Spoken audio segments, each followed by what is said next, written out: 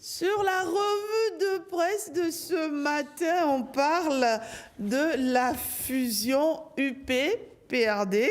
Et William Aguiar, vous nous dites que Wilfried Léandre Ngwegui tranche le débat. Oui, et c'est le quotidien Le Paraquois qui rapporte l'information ce matin, interrogé sur la crise entre le PRD et l'UP, le renouveau. Le porte-parole du gouvernement, Wilfried Léandre Ngwegui, fonde son argumentaire sur la décision DCC 25-071 du 6 mars 2025 de la Cour constitutionnelle. Une décision qui constatait et consacrait, dit-il, la fusion des deux partis politiques UP et PRD, laquelle fusion a donné naissance à l'UPR. Cette décision précise, Wilfried Léandre Ngwegui, entraîne la disparition légale des partis fondateurs et ce pour une durée de 15 ans au cours de laquelle aucune formation ne peut revendiquer les anciens attributs, sigles ou non. Toutefois, rapporte le journal, le porte-parole du gouvernement fait savoir qu'il n'est pas interdit que les membres des anciens partis UP et PRD qui ont fusionné de former une autre formation politique. Voilà un argumentaire qui semble ne pas convaincre mes confrères du quotidien Matin Ligue qui se demandent en quoi le cas UDBN était différent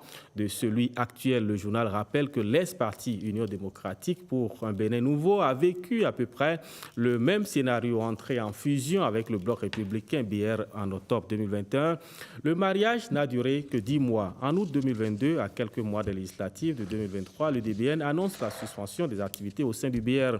Le parti de Claudine Prudencieux évoque comme raison un malaise entre les deux formations politiques, notamment le mépris à l'égard des militants. Ainsi, l'UDBN a repris ses couleurs et a pu participer aux législatives 2023 sans anicroche. Le journal rappelle qu'en son temps, l'actuel secrétaire général de l'UPR, Gérard Benochi, avait donné raison à Claudine Prudencieux. L'homme avait estimé que tant qu'il n'y a pas un congrès qui proclame sa dissolution et les formalités de radiation au niveau du ministère de l'Intérieur, l'UDBN existera toujours et existe toujours juridiquement. Fait de citation à l'en croire, selon le rédacteur de l'article, avant d'aller à la fusion, il y a un processus à suivre et la démarche faite par l'UDBN et l'UBR n'est qu'une démarche politique, avait-il déclaré aux journalistes, un argumentaire totalement différent dans le cas d'espèce et au journal de se demander en quoi le cas UDBN était différent de celui actuel.